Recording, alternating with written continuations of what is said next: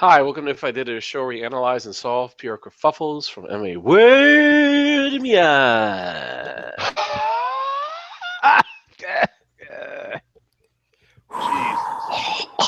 Oh, look, he's got a got Uncle One Tooth there. There you go. Yeah. I'm your host, Alexio. Joining me as always is Kid Named Bloody Elbow and EUGENE'S Robinson from Aussie.com and author of Fight Everything You Ever Wanted to Know About Ass Kicking, but were afraid you'd get your ass kicked for ass kicking. Fuck, he's just rubbing that shit in, Nate. You gotta take that. He stole my intro from Care Don't Care the other day. He's getting it so right that no matter how right you got, you still get it wrong. You know? An arms race. That's why I'm drinking Peach Bellini out of the bottle. Hey, there you go. Yeah, keeping it real, baby. Mm-hmm. So, look at the Texan in him. Woo! He's Texaning on TV, baby. So, Eugene, you're WME-IMG. Yes. With your second main event pay-per-view title fight ending controversy, how do you avoid the rematch now and forever? You mean when you say rematch, you mean how do we keep the shit shows from being shit shows? Well, it's double. One is that, and the other is given the fact that in normal circumstances you would have a rematch, right? Yeah, no. You don't want a rematch. No, you don't want these guys fight each other. You probably don't even want Wonder Boy as your number one contender. You want to avoid Wonder Bread. Wonder Bread. Yeah, no. You know, guys fighting each other. No, this is a point in any kind of corporate takeover. There's a point at which somebody has to shrug and go, you know what? We don't really know what the fuck we're doing, do we? And then somebody else at the table goes, you know, we do movies really well. We do TV shows and commercials really well. We can get you into a jam and out of a jam really fast. We can slap you into sex addict rehab so fast it'll make your head spin. But what we don't know shit about the fight game. And we've been listening to a short timer in the form of the bald one who's been giving us advice that may or may not work. His advice was good enough to get him $4.2 billion, or his share being $300 million. But it's not really, he's not, I mean, keep in mind, it's like what happens when, I tell you, when Judith Reagan published a fight book, and then Judith Reagan got snapped up in the controversy that involves the title of this show, a book called If I Did It. And then start talking about a literary classic. Talking about a cabal of Jewish powers that be that were chasing her out of the industry. And then, of course, she was subsequently chased out of the industry for sounding like a nut. I had a great relationship with her, liked her quite a lot. First thing I did was call up my dude and go, yeah, but what about me? Terrible about Judith. What about me? Because my book was right about to be published. And typically the thing is you flush everything. Why? Because if it's a hit, the other guy gets a credit. And if it's a shit, you get the blame. So you just don't, everybody just, they ghost it. You know, it's the chimp chill out, the Hollywood fade. Your shit is yet. And they said, no. It's on the schedule. You're being published. You're okay. Good. So what they need to do is some sort of corporate variant of that. You know, I mean, I'm sure, the bald one's in there, but he's doing something else. He's doing his TV show. He's at conventions. Like Prince once said, I'm already rich. At this point now, he's looking at a second act in American life that may or may not involve, actively sitting at a cage side. I'm pretty sure he's done with that. $300 million will do that to you. So I'm not saying his advice is malicious or purposely bad.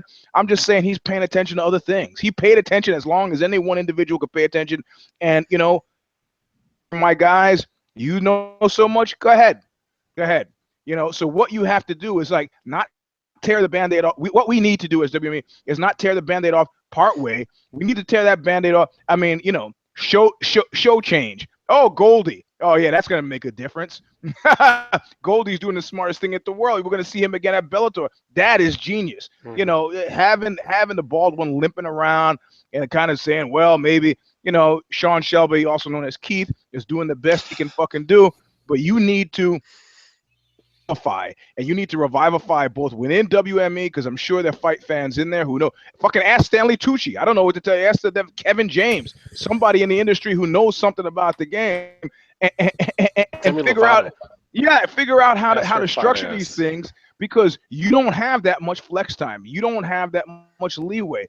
You know, people who are not hardcores like us, who have a financial interest in continuing to talk about it, have told me, it's like, man, I don't know that I can stomach more of that. I got, you know, now it's come down. Am I going to go see a band Saturday night? Am I going to sit in front of the TV? Fuck it. I watch it later. And if I can't, maybe I don't watch it. Maybe I'll just read about it. You know, maybe I hear you guys talk about it.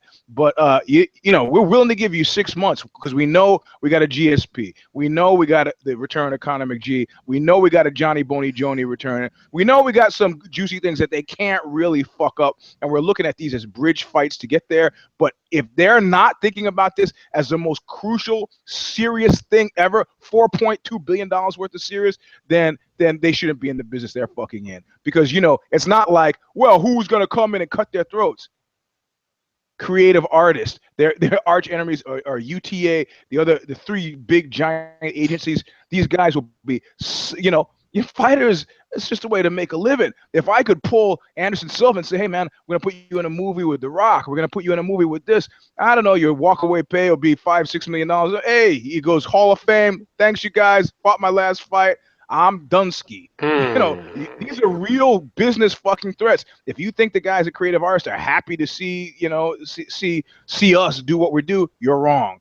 You got to take it seriously, and you got to get people in there who know what the fuck you're doing, and do not listen to the bald one, because he's not paying attention. What's your take, Nate?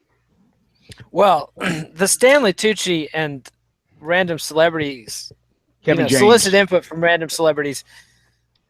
That's what they're doing now. All the bad ideas Eugene's ever had.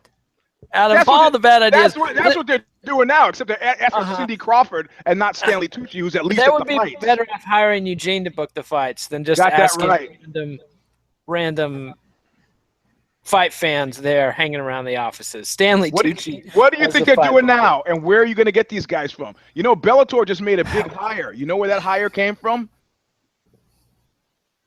Where? UFC? No, he had been in I think he had been at UPS for like 7 years. Prior to that, he had been at UFC. He was at UFC over 7 years ago as like maybe director of operations. And then he's like, fuck it, man. UFC is bunk. I got to get a real job from a guy who's got, you know, maybe a biz school degree. Goes away, watches it become this financial behemoth, and then says, fuck it, I need to get back in the game, and goes to Bellator, where, you know, Scott Coker is a reasonable guy and pays reasonable money. Well, that's closer to the right. They need to find a new Joe Silva. They need to find a guy who owns the matchmaking, who knows it backwards and forwards, who's thinking multiple steps ahead, who can deal with the fighters and see through their bullshit and understand when they actually do have a problem and intimidate them a little bit. That's what they need. And there's not that many guys that can do it. They need to find somebody who's an experienced fight booker, and they made all their guys rich. You know, they gave him the fuck you money, and so Joe Silva's long gone.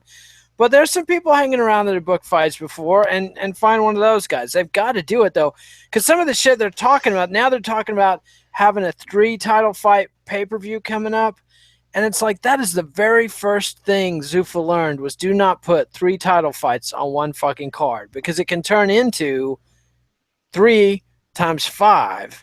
Yep. Like 3 5-round decisions in a row can fucking murder a pay-per-view like nobody's business. Can you imagine, like, if they had this and the Holly Holm fight on the same card? Some nightmare like that. But how come you're saying that and the bald one is not saying that? Like you said, I think the bald one might be checked out. Yep. Yeah. There's nothing WME can do about that. You can't, you can lead a horse to water, but you cannot make Dana think for you. You know? Ooh, nice. I mean, yeah. Sounds like a shirt or a meme. You can't make him actually contribute useful information. So, well, they you still have his 300 million. You still have his 300 million socked up, but and that's some kind of performance money. But whatever. But if you don't have, let's say you're not able to get somebody like. Right now, let's start with you, Eugene. You had to book T. Wood's opponent. Who's T. Wood's next opponent who's Wonder Bread's next opponent? I got to jump in. Just any talk of a rematch between those two clowns is nonsense and madness. He said that's out. That's out. Who are you going? I know, match but I'm them just saying, against? like, you So don't make have. sure, because if Wonder Bread keeps on winning, then you're going to have like, oh, where's my title shot? You know, like you have to kind of book him to lose. That's not that hard, and you can also just book him in circles and just. So what do you do for T Wood, and what do you do for Wonder Bread? I say you got to put him against those guys. You got to put. Usually those guys are lurking around from 10 to 15 to 10 to 20. You got to put him against one of those guys who is burdened with the understanding that I got nothing to lose. If I don't take this fight, I'm going to languish at 11, 12, 13, maybe, creeping Jesus right up to maybe 8, 9. Maybe somebody gets sick. Maybe I'm from a country where they want to build up the fight game. Or otherwise, I'm just sitting, phantom toll booth, baby. I'm just sitting looking at this little number on my piece of paper. I get nothing. You got to put him against a guy who has got nothing to lose. And then when you mentioned it, the name that first jumped into my mind, friend of Knuckle Up, personal fave, Robbie Lawler. Why'd you go dark on that guy? You know? I mean, he took his loss like a man, and he said, I made some mistakes. I won't make them again. Why is that guy sitting around? You know? And there's also the George Masvidal or Jorge Masvidal Demian Maia fight coming up, and the winner of that's got title challenger written all over it. Kind of sucks because it'd be nice if they had Maia against T Wood and Masvidal against Wonder Boy. Yeah, but they've always booked. They always eliminate good title contenders against each other. That's just what they've always done. I don't know that they should keep doing that, but I do not see Masvidal and Woodley having a snooze fest. I just do not see that. So, and Maia either. I mean, Maia's either going to get his ass beat or he's going to choke Woodley out. And so, and then you have to book these fights defensively. I mean, if you're sitting there thinking like, you can't do it Hollywood style. Like there's a great movie where the guy is like, they're trying to get somebody to pass judgment on a. They're watching the rushes from the day before his filming, and they say, "Jimmy, what do you think?" And Jimmy looks, "Ooh, interesting," because it's a weasel word. Interesting. I didn't say it was good. I didn't say it was bad. It was. You can't book a fight like that. You got to book a fight defensively. Like, what are the ways in which this fight's gonna fuck us over? Because it's gonna fuck us over. You should have thought of that before you. I mean, if you're not thinking that, some fighters are thinking about that. Why do you think Diaz turned down the GSP fight? Nah. Well, you said you want the money fight. Nah, okay, let me change that. I want to fight of some significance. I want a guy laying on me for 25 minutes. Right. Okay? Yep. They should have known this was a shit show after the first fight. I mean, the only reason they booked this is because they're racist and they wanted to get rid of Tyron Woodley. And they wanted to get White Boy, Wonder Boy in there. That's well, speaking of getting I don't know. I mean, their perception of what All American is. Like, I mean, you saw the Nate's thing recently, right? I don't know if that's coming up later in the show. Where they said, so bring it up. Yeah, we want Nate, for this doing the pre-press for the Ice Cube movie Fist Fight. We want Nate. And they're like, yes. You know what we've got? We've got, what is that called? Hobson's choice. You can have any horse you want as long as it's the one by the door. Well, we've got Connor and GSP. They go, yeah, well, we really like Nate. Yeah, great. Nate Diaz, not Kid Nate, by the way. Yeah, Nate Diaz. Yeah, well, Nate Diaz, but we got Connor and McG. You should consider. And they're like, fuck, no. And Nate called him on it. Yeah, I don't talk right. Yeah, these guys know nothing about fucking making money. That was should have been the easiest fucking pick of all. Ice Cube, straight out of Compton, fist fight movie, Nate Diaz. Are you fucking kidding me? Yep. Any idiot should have been able to figure that. These people from Hollywood, they cast Tilda Swinton. Nah. Because they're sitting around the room and they're like, "Hey, Baldwin, what do you think about that?" And he's thinking, exactly. Smart mouth punk from 209. That guy's not gonna play. Dana's got hide bear decade-driven ideas about what constitutes All-American. I hate to keep bringing them up, but why was Chris Weidman not found to be All-American? Why is Frankie Edgar not found to be All-American? I don't know, and yet Sage Northbutt, Sage Northbutt is? Come on. Come on, because he's blonde. So is blonde what constitutes All-American, or is that He Golly? has the abs. Is that Golly G Willikers thing? Or what is? It's a Washboard abs. He's from Real America. Yeah, Real America. exactly. So it's like a Boston guy's idea of what can I sell to the yokels, and it's something from the center of the country, preferably in the South. Maybe is that All American, or maybe right in the middle, that bread basket of America. I don't know what it is. You know, like he was hot on Rich Franklin. If you remember when Anderson Silva beat Rich Franklin, it was like he was like somebody had murdered his favorite child. You know, Rich Franklin was All-American. Rich Franklin dissed his old lady right in the cage. This guy's all because he's a math teacher? Come on. Well, speaking of math and bread and murdering somebody, Nate, you're UFC fighter Tony Ferguson. Despite reports that you'd receive your show money for the canceled co-main against Khabib Nurmagomedov, you claim you received half of your purse. Is it better for a UFC career to keep quiet? And if not, what's your PR plan for getting the rest of your money live and in public view? Well, he already did it. I mean, he dropped the dime on him already for this shit. So here we are. I mean, there's no upside to sitting quiet and getting stiff for half your pay. I mean, you know, dude did nothing wrong. And the fault was all on Khabib's side this time. And the last time they canceled it was Ferguson's fault. But that seems to be totally forgotten now.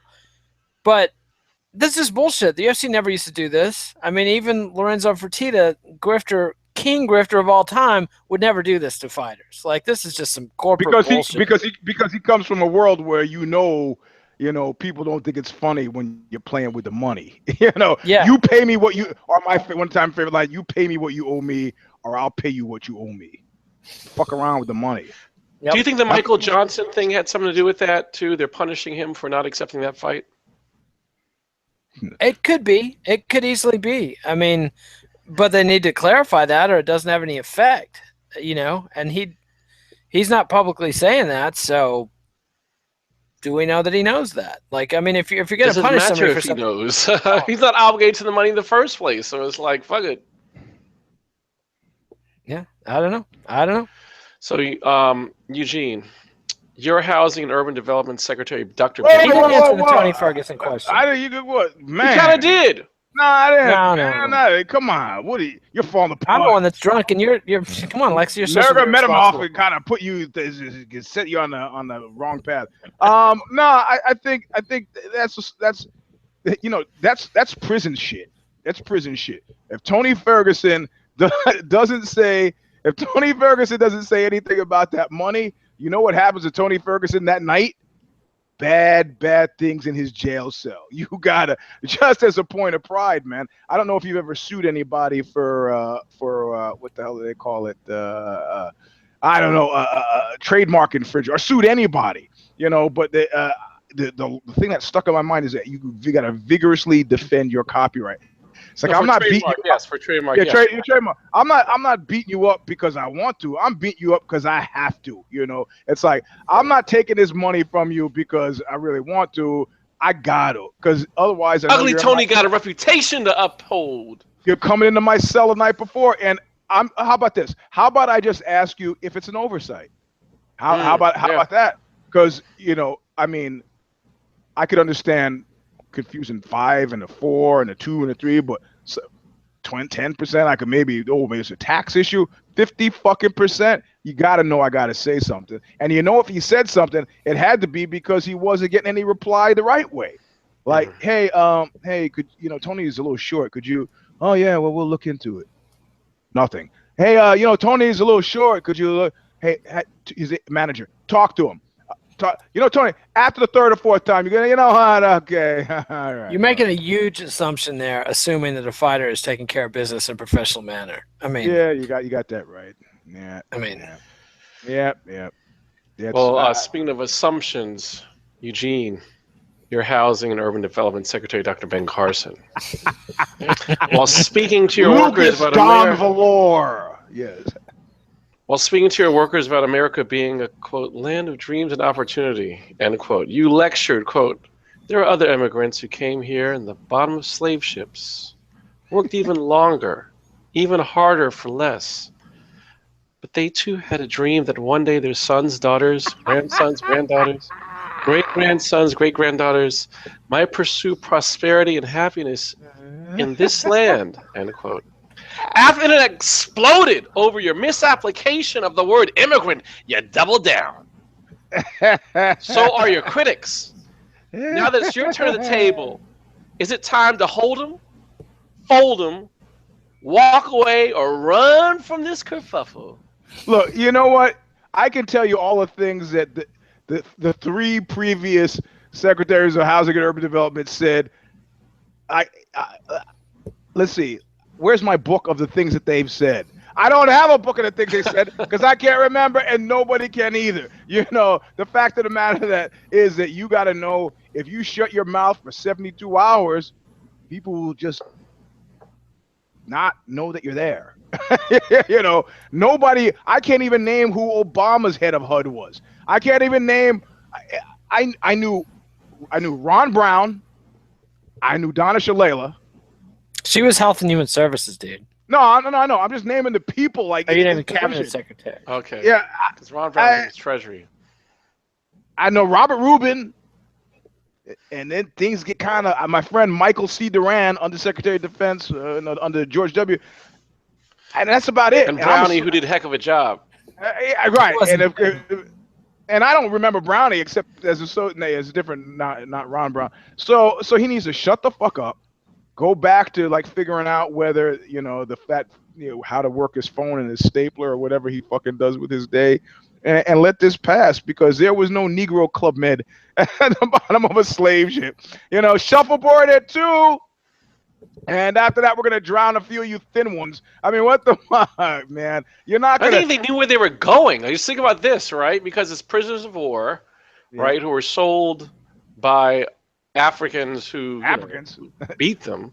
I'd like to remind Africans of that when I go to Africa. Right, it's true. And that's what I thought was funny. That's what I thought the biggest con was, when some African nations got together and said, we need compensation, we need reparations, because we had such a brain drain when our best and brightest, when we sold them, I mean, when they were taken, I mean, when we sold their asses, I mean, they were snatched.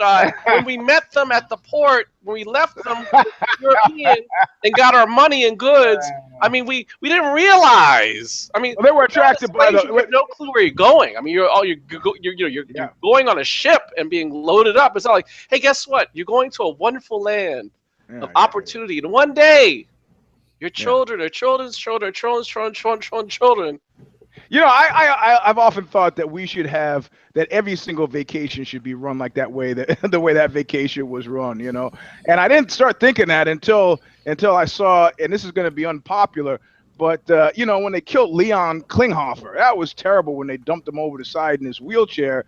But I said, you know, the glory of killing people that way on a ship is that, you know, out of sight, out of mind. You know, Stalin said it best. Man, problem. No man, no problem. You know, the guy just disappears into the inky brine, and you don't have to think about it anymore. So, you know, I'd like to take large portions of the American public on cruises, and then just, you know, you know, if you got a cold, over the side. You know, if you... Is that like the alt-right helicopter ride? They always Eugene's big plans for genocide. This is a new show, Eugene. I think we got something here. We call it... Rife for genocide. I call it CSA, compulsory self-advancement. You can't do 10 push-ups, over the side, you know. Damn. So, but it's a nice thing. You know, you still do have shuffleboard at 2 and bingo at 4, and, you know... And the promise of a better life for you and your children someday. Yeah, Should you make this guy, you know, but listen... If you were a true believer in smaller government, what better way to achieve your end than to break the big government into small, tiny, useless pieces? And that's pretty much what you see happening. What's your take, Nate? My take on it is Ben Carson can keep saying stupid shit like this all fucking day long. I mean, and he will. Yeah, he doesn't give 2 fucks what the black community thinks of him because he's already a black Republican. I mean, that's like, once you sign up as a black Republican, that's like a big fuck you to the community. Trump doesn't care what nonsense he saes. I mean, the blacks love him. Yeah, the black self-taught. Everybody knows that. And so, yeah, he just stick to his guns, keep saying stupid shit. I mean, it's got you where you are now. I mean, you know, the whole thing with Carson. I mean, they pick him for HUD. He has no. Literally, they picked him for HUD because he's black, because he has no relevant experience to housing. Because he's black. That's what it is. It's like, think about it. It's like one of the most racist appointments. Like, wait a second, where can we put you? You are a neurosurgeon. Health and Human Services? No. You black. HUD. Yeah. I mean, it's just like, what a message. You know, that's the. Ouch. Yep. Well, speaking of messages, Nate, your Arizona gubernatorial candidate, Noah Dyer. Playboy #1. Explain the PR behind posting the following statements on your campaign website under a category you labeled Scandal and Controversy. Quote, Noah has had both deep and casual sexual experiences with all kinds of women. He's an advocate of open relationships. He's had group sex and sex with married women. Oh, yeah. He has sent and received intimate text and pictures and occasionally recorded video during sex. Yeah. Answer. Dude's a genius. I mean, what else is there to say? Like, hey, Nate, didn't you think he was talking about you for half a second? I never had sex with a married woman. He's like, check. Check. It's like that old Time Life book about the Nazis, you know, when it was like occultists. Oh, you got the Nazi reference. Yeah, he got it. Failed writer. That's Yep. But no, I mean, dude's like, this is genius. This is the 21st century. This people want honesty. You know, and people don't give a fuck. People are sick of this. Like, we want church virgins to be president. Who fucking listens to church virgins? Like, you know, this is nonsense. This is how you get Lindsey Graham in the Senate for 50 years. Fuck this nonsense. Now leave him alone. Dude is a genius. This guy, Playboy. Women love me. I'm a confirmed bachelor. I'm loving it. I'm just loving my bachelor life. I'm good. Hey. My girlfriend Bonnie in New York. All right. Poor Lindsay. Yeah. Well, hey, Lindsay. man. Hey, listen. What you have missed with all this, what you have, and it speaks highly of you that you have missed that, is that this guy has absolutely zero interest in politics. He's got 110% interest in poontang. So he thinks it's a post? It's like a Craigslist posting. Exactly. This is the most sophisticated Craigslist post ever, man. I'm not even fucking kidding you, because now the entire world, now the whole freaky portion of the world is on notice. He put him on blast. He's like, hey, I'm here. Right here I am. I'm Noah, and I'm running for Arizona governor. Yeah, you know, it works out for him. It works out for him no matter what. And, you know, I've been waiting since the 60s. I remember thinking in the 60s when I was a kid and paying attention, one day all these old people are going to die. And then, like, the cool people will be like, and then, of course, who's the guy with Abby Hoffman's partner ended up, Jerry, what was his name? Ended up becoming the stockbroker and a Republican, and all the hippies made the journey to Republicans. And it's like, and then I remember the punk rockers. I remember Olga DeVolga from the Lewd at one point saying, you know, I just really want to go to Vegas and play show tunes. And they all started expressing fairly Republican sentiments. And it's like, yeah, everybody gets old and they get fucking lame. It's like, it's you know, this idea that there'd be this new brash young. You had that burst with Clinton. You had that burst from the right with George W. Bush, because he was a fairly young guy, liked to mountain bike a lot, I guess. And Clinton used Fleetwood Mac for his campaign theme song. I mean, the guy was. But he played the sax, and he was, you know. Sax. I mean, the saxophone was not cool in 1991. It was not. It was not. Oh man. Oh, Careless maybe Whispers. he was cooler than Bob Dole. Careless Whispers. Oh, Careless Did it. Come on, man. No. Anyway, the point is, you know, there's been a point where, I mean, I've been hungering for this, and I think this guy looked at the landscape, and he looked at Elliot Spitzer, and he looked at Anthony Weiner, and he's like, you know what, I want to serve. And the fact that I do different things with my ding dong, which I don't suspect that different at all, because I'm seeing I mean, you know, I had He some puts it sort in of things, probably. I had some sort of some group sex thing with the Chevron executives, you know, who were fucking Republican. At one point, you just kind of go, okay, hey, you know what? We're all knee deep in muck. It's not even muck. It's what humans do. Let's just talk about it. Are you saying we all have hoo-has and cha-cha dillies? Yeah. That's exactly what I'm saying. Some of us are lucky enough to use them once in a while. And if he wins, he wins, and if he loses, he still wins. So it reminds you of that guy, I cannot remember his name right now, who became the governor of New York after Eliot Spitzer. The blind guy. Yeah, and so what happened was he was only in the position because of lieutenant governor, because the plan was Hillary Clinton was going to run for president. She was going to, and when she did, she was going to vacate her Senate seat. And Spitzer was going to nominate this guy as her replacement. But then Spitzer went down in the, no pun intended, in the as client 9 in the prostitution scandal. And this guy becomes governor. And so what he does is, one of the first things he does is hold a press conference like, I cheated on my wife. Multiple occasions, and he goes into like all these details, like how he cheated on his wife, and people are like, "Dude, like we don't." Okay, and he keeps on going on and on and on about all the horrible things he's done. David Patterson, that's his name, and people are like, "Okay, we don't want to hear it anymore." And I thought it was brilliant because what he did was he's like, "I'm going to tell you all this shit about me before like there's some scandal. I'm going to tell you." And you don't want to hear it. You don't want to hear it. It's like, okay, God, I cheated on my wife, and we reconciled, and we talked about it, and then I cheated on her again, and then we talked about it, we reconciled, and we did so. It's like, so I think this guy, to a certain degree, is kind of like it's also the predator prey portions of our brains. You know, the limbic system, where if something's running, you want to chase it.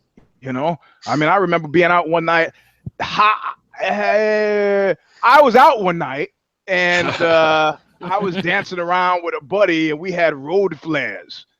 Now, I don't know if you've ever handled road flares like they were toys, but you should have handled road flares. We're juggling with the road flares. We're throwing them at each other. You know, we almost burned down a trailer park where we happened to be. And right then, a guy we knew comes around the corner.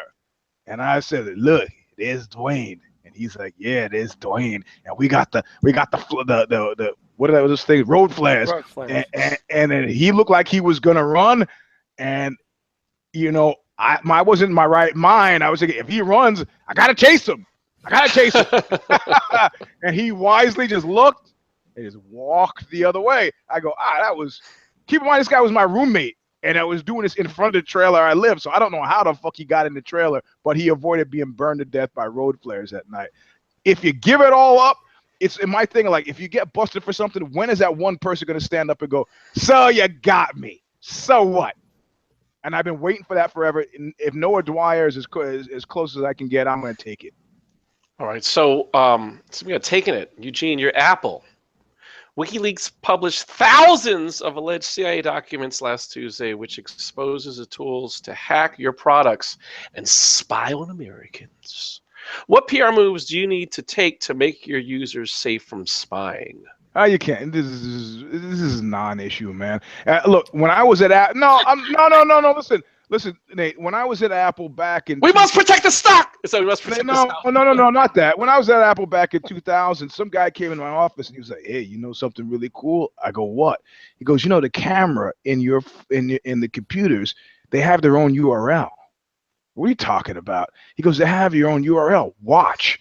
And so we go to his office. He uses his desktop to turn on the camera on his laptop at his fucking house. And I was like, "Does your wife know?" He's like, nah. It's you know, it's not real. And I was like, "Who's that Christ. Dude? Porking your wife?"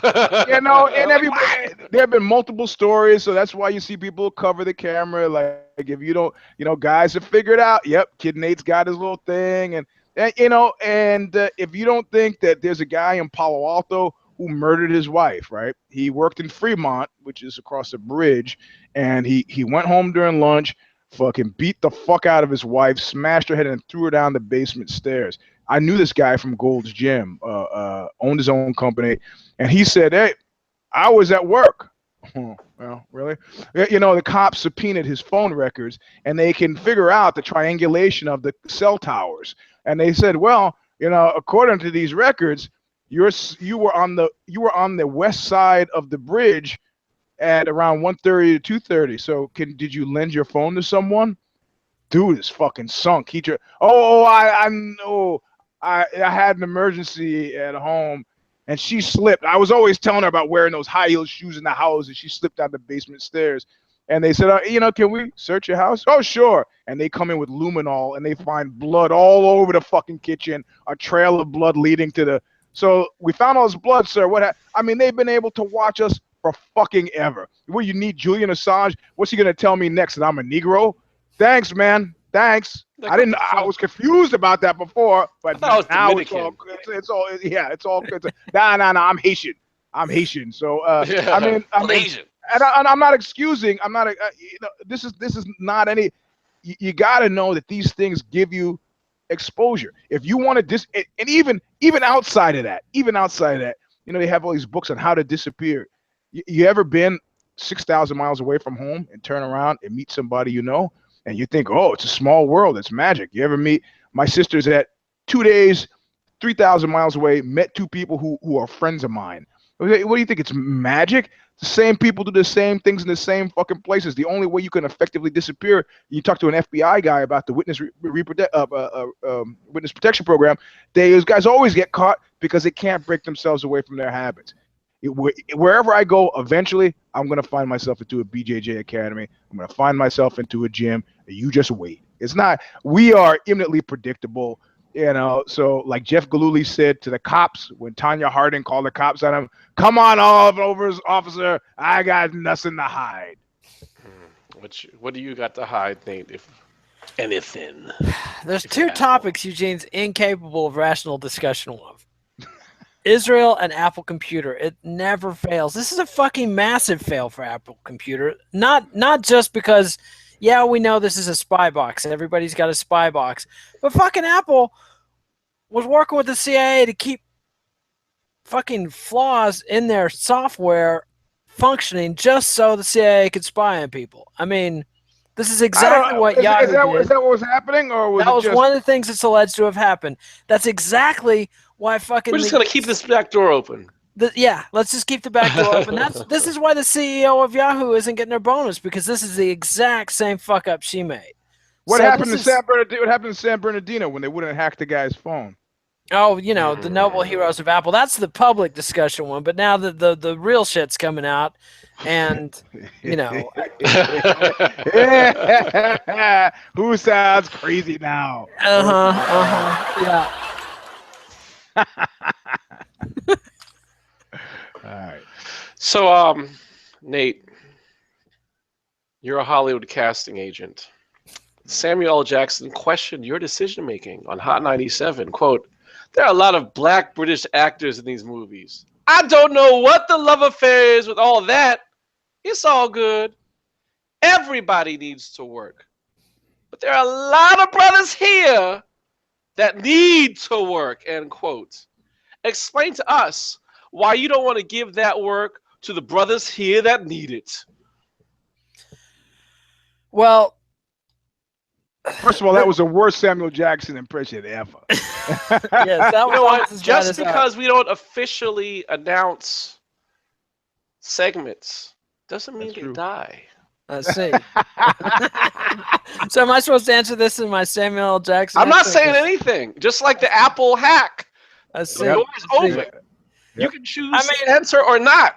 The dirty little secret. It's not even a secret anymore. It's pretty much open. Hollywood casting agents, the most racist motherfuckers going, and they don't want to cast black American guys when they could cast some British guy with a fancy accent that seems less black and yet looks black. It's like a win-win-win. I mean, that's all there is to it. And what's Samuel Jackson bitching about anyway? He just got to do the voiceover for James Baldwin in that art house documentary they made the other day. Like, how much work does the guy want?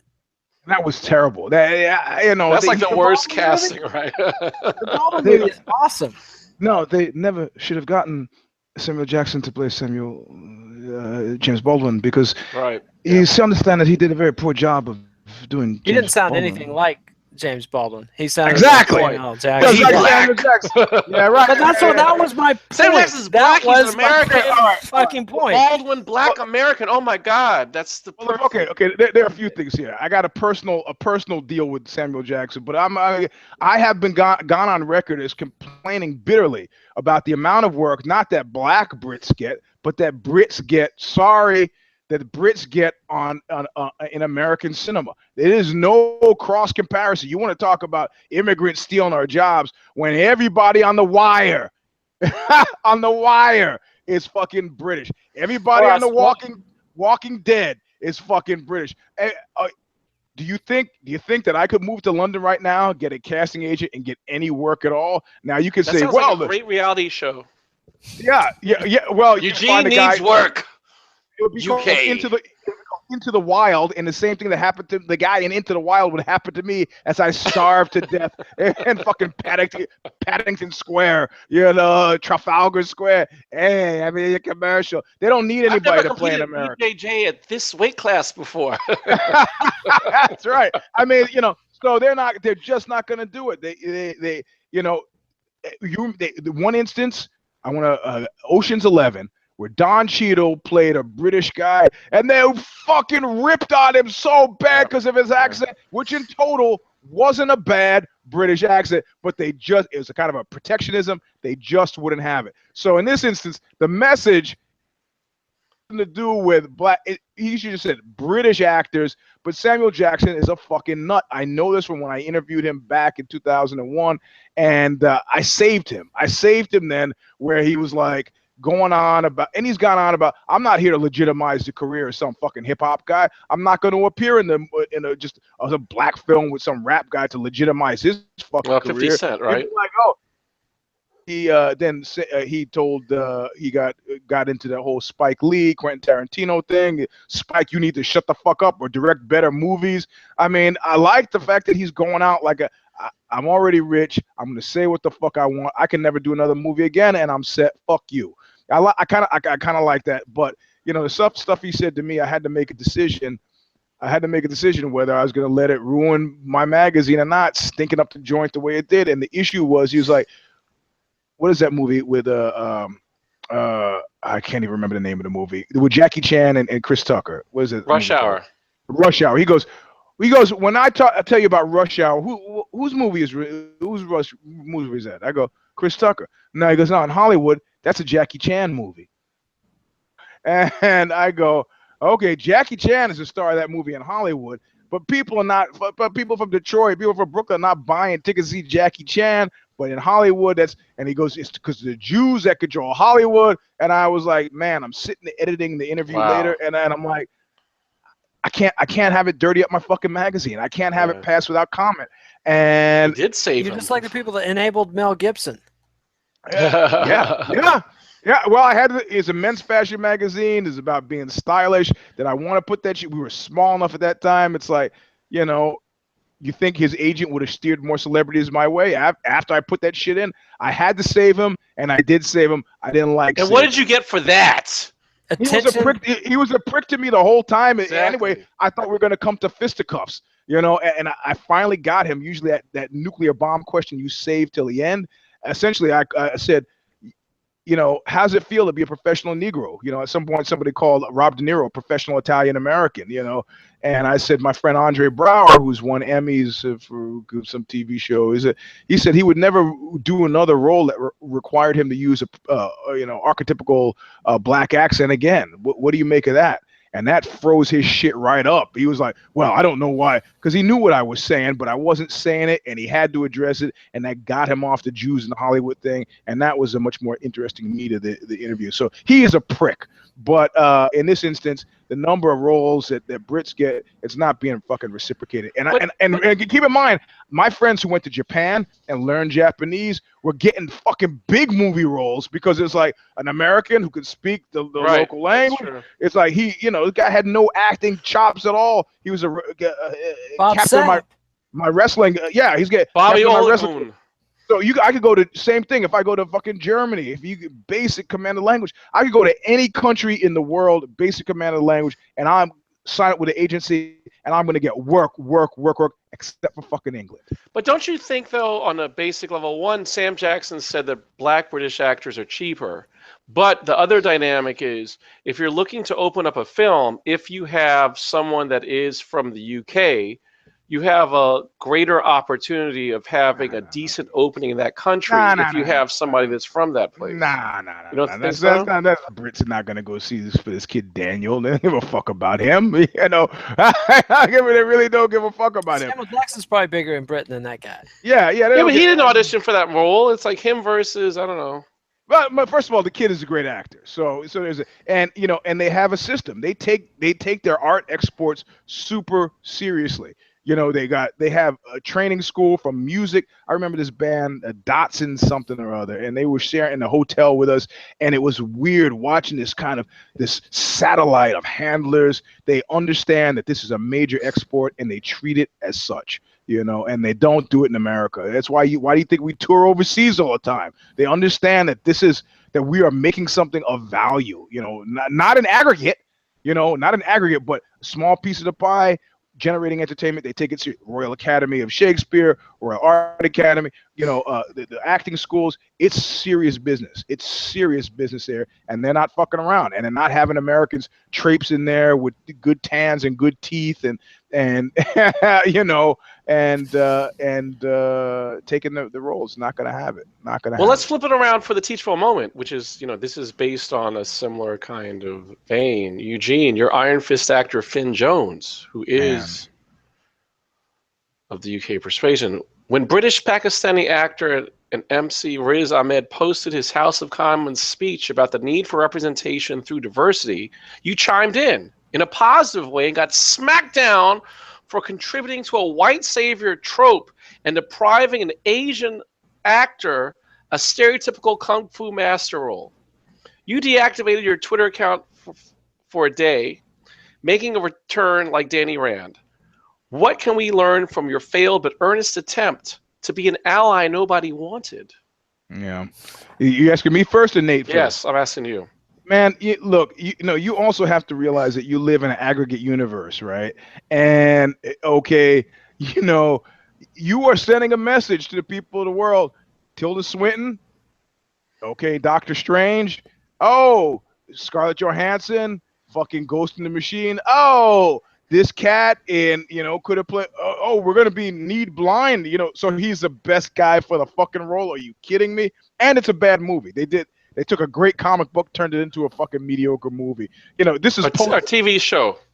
I'm sorry, TV show. This is post Matrix. This is post. I mean, we've seen, martial arts. The only martial arts on TV when I was growing up was Bruce Lee and the Green Hornet, and that shit was electrifying. And each generation, from the jokey Jackie Chan, each generation has taken this. So you just can't get away with slop. But the fact that this guy thought that he was going to get away, you're not. When I flip out. I keep talking about Oxbow because I'm thinking a lot about Oxbow. When I flip out on a sound guy, he's thinking, this guy is just flipping out on me. No, I'm flipping out on fucking pretty much 33 years of sound guys. You were just the apex sound guy at that point in time. And so you got to understand, it's like I've seen 4 movies in the last month, and I'm watching this preview for Ghost in the Machine. And I'm like, how do you do it? How do you do it? How do you? Oh, Scarlett Johansson is a big star. Hey, there were no big stars in Get Out, and that was a great fucking movie. In fact, big stars make it harder for me to enjoy a movie. Oh, look at Tom Hanks. Boy, he's doing a good job of kind of playing the Steve Jobs, this character in this movie called The Circle. Oh, man, he's got range, that guy. Fuck it, man.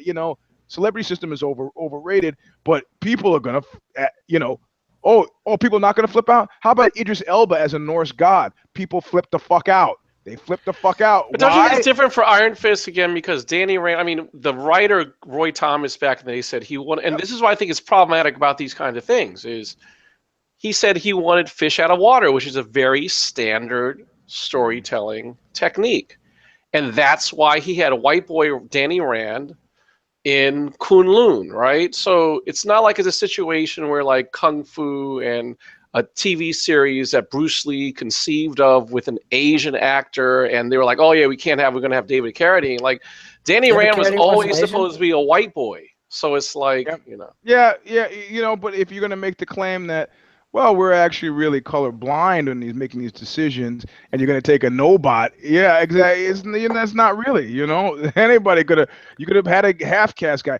Any case, I don't give a fuck because I'm happy that they haven't ruined Master of Kung Fu yet. Shang-Chi. Oh, They never yeah. will. They never will. They never will. Why? Because Never- it's all bogged up in copyright stuff over the Fu Manchu, the Sax Romer estate. Leaked those I characters to saw. Marvel. So what's your And take? well, my take, Good. you saw my take. You guys have said everything. I was going to point out that the original Iron Fist character was a white guy. Sorry. The only point I had to make besides this is compare and contrast the difference between Luke Cage, that killer series on Netflix, and I mean Luke Cage and Iron Fist, like they shared a comic book, and then Iron Fist gets this shitty ass, janky, fifth-rate series. I mean, I don't have any point to make, but it's like, what the fuck? They were equally good comic books, and Luke Cage gets this killer Ta-Nehisi Coates scripted TV series or Netflix series, whatever it is, and Iron Fist gets this shit. So I don't know. I don't have a point there, but yeah, and dude needs to shut the fuck up because, like you said, it's not about him so much as it is about Tilda Swinton and all these other things. It's just been building up. This goes back to Mickey Rooney as the Asian guy in John Wayne is Breakfast at Tiffany's. Genghis Khan. Oh yeah, that Mickey Rourke character was tough. Yeah. That was tough to take. Yeah, Mickey Rooney is and so I mean, man, that was fucking rough, Jack. yeah, you could get away with just any kind of racist nonsense back then. And so, it's not all dude's fault, but he just walked into a beehive and needs to shut the fuck up. Plus the series sucks. I mean, I tried to watch it and it sucks. Wow, damn. I know the. Well, at least you made me happy knowing that Shang-Chi is safe. I love it. They managed to reprint it recently, but yeah. And also, the whole Fu Manchu thing is now considered racist. So, like, Well, it's better than Egg Fu. I don't know if you guys remember that dude.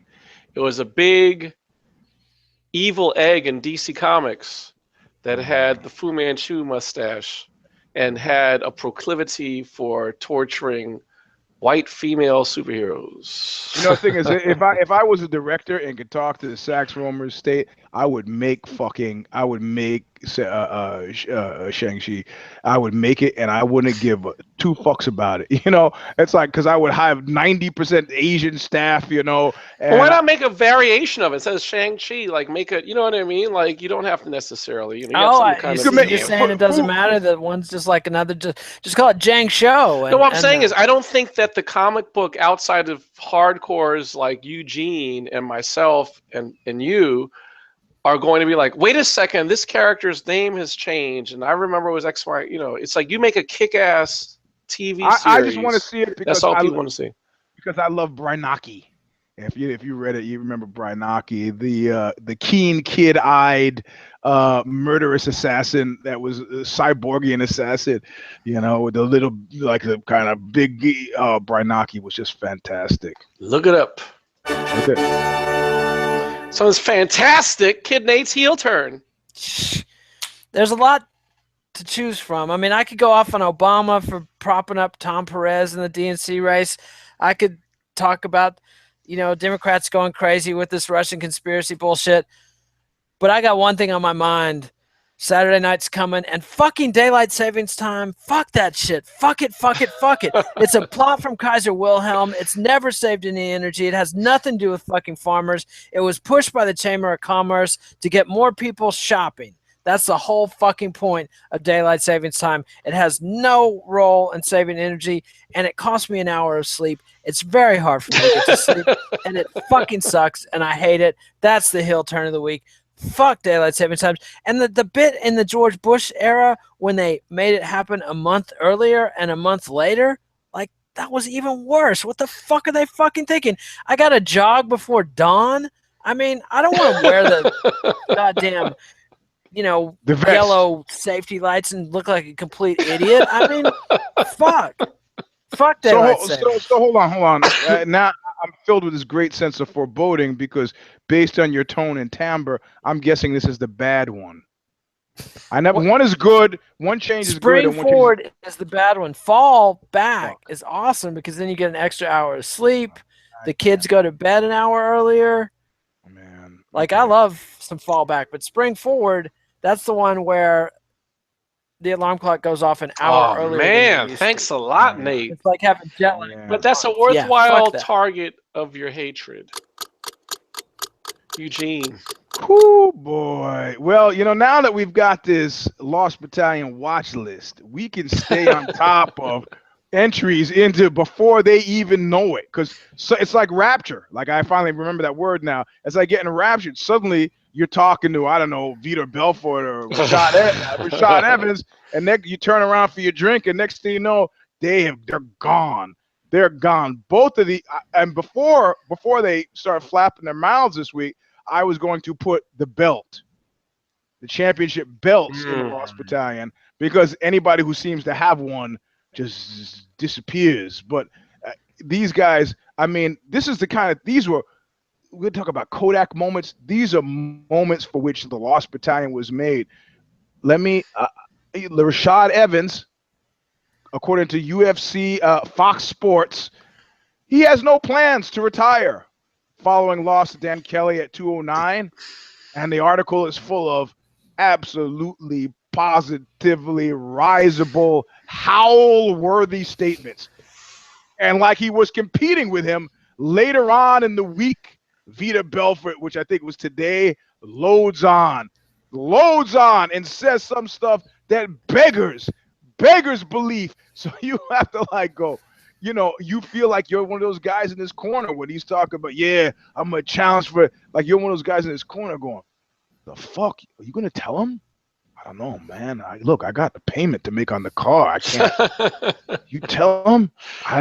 So those guys, I mean, I wasn't going to pick them, but they elbowed their way to the front of the line and then disappeared. So I'm assuming that they're by the misty incline, by some sort of wood pile somewhere, calling out Chris's name, calling out Junior Dos Santos' name, hoping to figure shit out,